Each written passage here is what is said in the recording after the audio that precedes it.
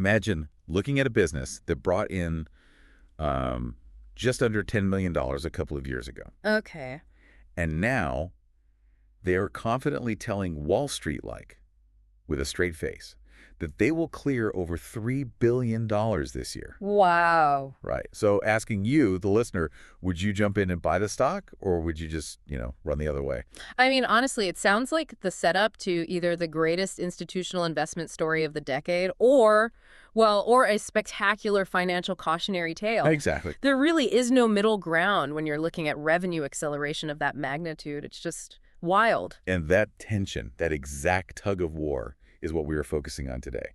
So our subject for this deep dive is NBIS Group. They're this soaring AI cloud and infrastructure provider. Right. And our mission today, the goal for you listening, is to unpack whether NBIS's jaw-dropping fundamental growth actually justifies its current atmospheric valuation. Yeah, atmospheric is a good word for it.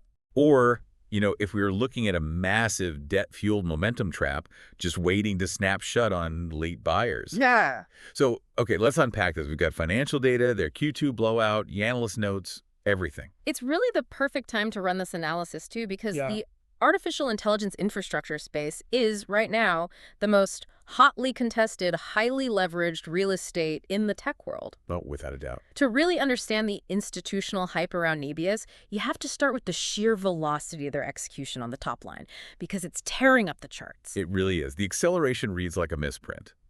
If we look back at 2023, their annual revenue was $9.8 million.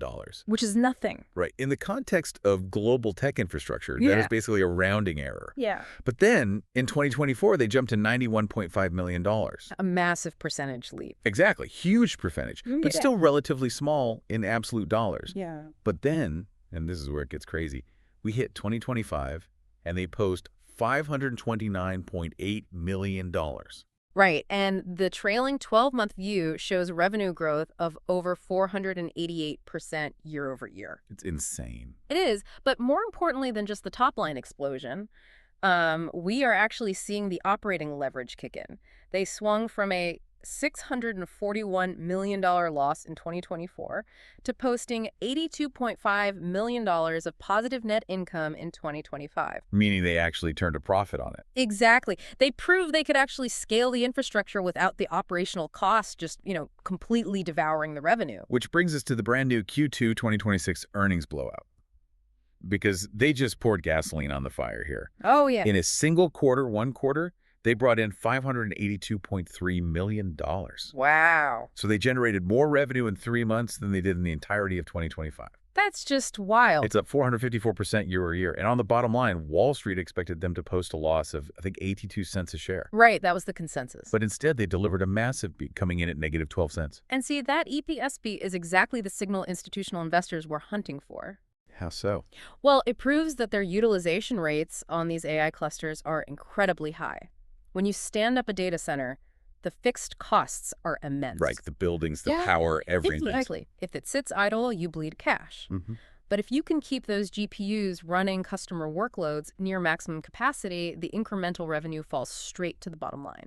Oh, okay. So that negative 12 cents, that tells us their utilization is optimized almost perfectly right now. Management clearly agrees, too, because they're leaning into it hard. Yeah. They just reaffirmed their full-year guidance for 2026, telling the market to expect between $3 billion and $3.4 billion in revenue. Yeah. With EBITDA margins hovering around 40%. Yeah. But I have to stop and push back here for a second. Sure, go ahead. Because their trailing 12-month gross margin is currently sitting at 74%. Right. In an infrastructure and hardware leasing business, a 74% gross margin feels wildly anomalous. Are we supposed to believe that is sustainable, or is this just a temporary glitch in the matrix? What's fascinating here is the precise structural imbalance driving those margins. No, 74% is not historically normal for infrastructure. Right. But it is the reality of this specific and possibly fleeting macroeconomic moment. It's insatiable demand for AI compute. It's the AI gold rush. Exactly. We have a severe infrastructure void. Enterprise companies and foundational model builders are scrambling to train massive parameters, and there simply aren't enough data centers globally equipped with the necessary high-end GPU clusters. So there's a huge bottleneck. Right. NBIS isn't really competing on price right now. They're competing on sheer availability. When you hold the keys to the only available compute capacity in a bottlenecked market, your pricing power is essentially absolute. So they have the supply, the entire tech sector is begging for it, and they can basically charge whatever they want. Pretty much, yeah. It makes sense why the revenue is exploding then.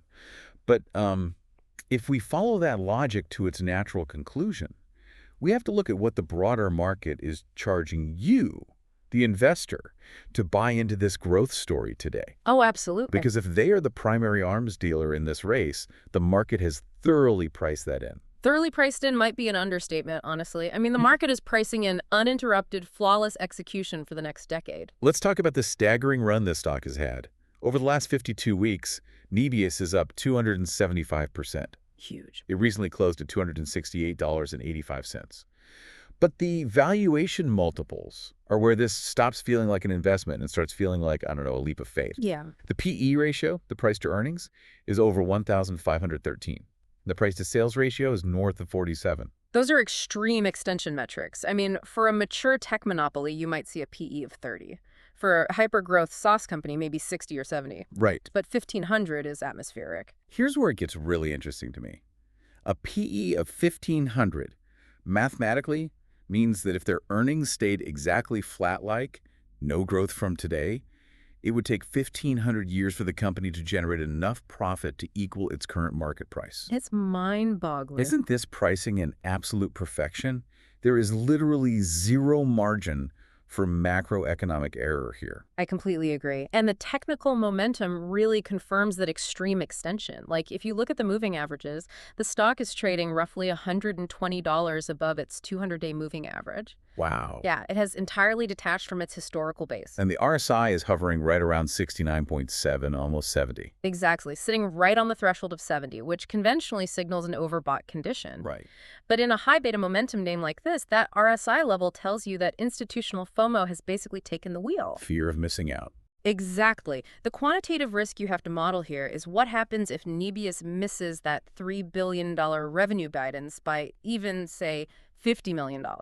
When a stock trades at 47 times sales, any slight deceleration in the growth narrative triggers a violent repricing. A violent repricing, meaning the multiple compresses and the stock price gets cut in half, even if the company is still fundamentally growing. Yes, because the investors buying at $268, they aren't paying for the $500 million NBIS makes today. Right. They are paying for the $3 billion they promise tomorrow, and the $6 billion they assume comes the year after that.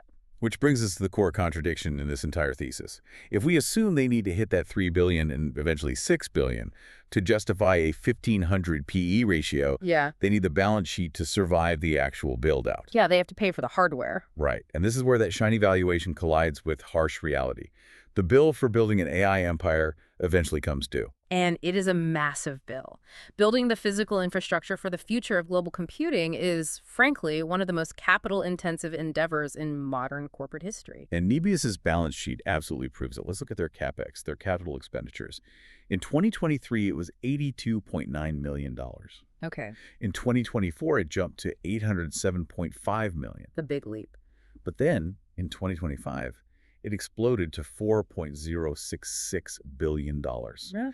They incinerated over $4 billion just on physical servers, cooling infrastructure, and power contracts. And that $4 billion figure is probably the most important number in this entire analysis. Why is that? Because it completely dwarfs the actual cash the business operations are generating. Yes, operating cash flow for 2025 was $384.8 million, which shows the core leasing business works. Right. They are making money. They are.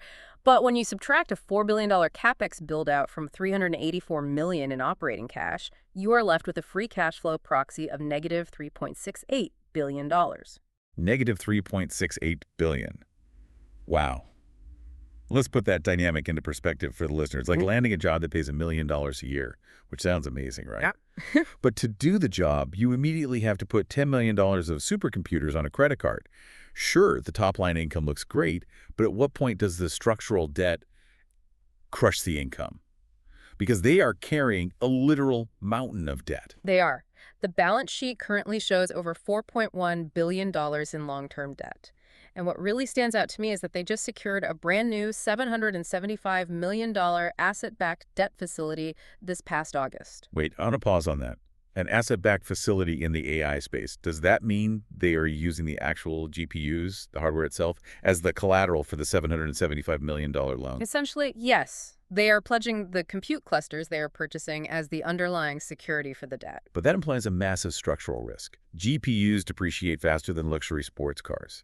Silicon Valley drops a new, vastly more efficient architecture, every 18 to 24 months? Pretty much. If you are a bank lending against H100s today, that collateral could be worth a fraction of its value in 2 years when the next generation of chips becomes the new standard. You've just hit on the exact execution tightrope NBIS is walking. This is the reality of the AI sector's unique constraints right now. Yeah. Competitors like CoreWeave are facing the exact same debt-fueled execution risks. You cannot slowly scale an AI data center using last year's organic profits. Because the market moves too fast. Right. The demand from enterprise clients is, right now, the GPUs are incredibly expensive, and if you don't take on the debt to build the cluster today, a competitor definitely will. So they're basically forced to participate in this highly leveraged arms race. They are, but to your point about depreciation, it introduces massive execution pressure. Because the collateral depreciates so aggressively, NBIS has to deploy that capital perfectly. Flawless. Yeah. They have to get the data centers online immediately, bypass any supply chain or power grid delays, and instantly sign their clients to long-term compute contracts. They have to extract the cash flow to amortize that debt before the next generation of chips renders their current hardware financially obsolete. So if there is a delay in the power grid or a cooling failure in the data center, the clock is still ticking on that debt and the hardware is still losing value every single day. Exactly. It's a race against Moore's Law financed by Wall Street. Okay, so knowing all of this, the hypergrowth, the 74% margins, but also the negative $3.6 billion free cash flow and the depreciating asset-backed debt, how is Wall Street actually reacting to this tug of war? Because analysts have access to the exact same balance sheet we do. They do, and the result is one of the most deeply divided institutional markets we've seen this year. The analyst price targets really tell the story of two completely different macroeconomic models. Yeah, the spread on these targets is wild. Like on the bullish side, you have Citi setting a price target of $324. Bank of America is right there with them at $310. They're clearly buying the thesis that NBIS will outrun its debt. Right. But then D.A. Davidson comes in with a neutral rating and a price target of $175. And with the stock trading around $268, D.A. Davidson's $175 target implies a severe, fundamental repricing downward. What exactly are the two camps moderating differently to arrive at like a $150 discrepancy in the stock's fair value? It comes down to the longevity of that 74% gross margin. Yeah. The bulls at Citi and Bank of America believe the pricing power will hold. Their models assume the demand for AI compute will continue to heavily outstrip global data center supply for years. Okay. If that is true, NBIS will generate enough high-margin cash to easily service that $4.1 billion debt load and eventually flip to massive positive free cash flow. And the bears, what are they looking at? Yeah. The D.A. Davidson camp is looking at the capital expenditures happening not just at NBIS, but across the entire sector. They are anticipating an eventual supply equilibrium. Meaning everyone builds data centers. Right. Once enough data centers come online globally, compute capacity becomes less scarce. When scarcity drops, pricing power erodes. If NBIS's margins compress from 74% down to, say, 40%, suddenly servicing that mountain of debt becomes a systemic crisis. And media sentiment seems completely fractured along these same lines, too. Some financial press are praising the, quote, pricing inflection, calling the Q2 earnings a structural validation of the business model. Sure. But you read other analysts warning that this entire AI infrastructure run could be a massive bull trap due to the strategic financing risks we just unpacked. It's really a matter of time horizons.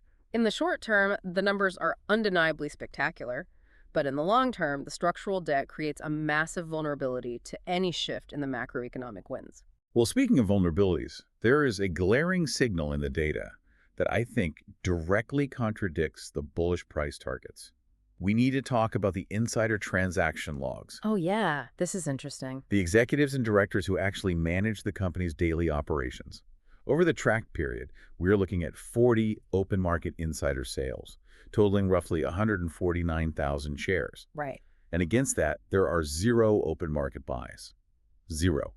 If the people inside the company are selling 40 times and allocating absolutely 0 capital to buy back in, shouldn't you and I be a little nervous about buying in at the all-time highs? It is definitively a cautionary data point. Now, if we connect this to the bigger picture, 149,000 shares is a relatively modest volume for a company with this market capitalization. That's fair. Insiders sell stock for a myriad of legitimate reasons that have nothing to do with the company's outlook, tax obligations, portfolio diversification, or simply liquidity events. A wave of selling doesn't automatically mean the C-suite thinks the fundamental business is failing. I understand that insiders need liquidity. I get that.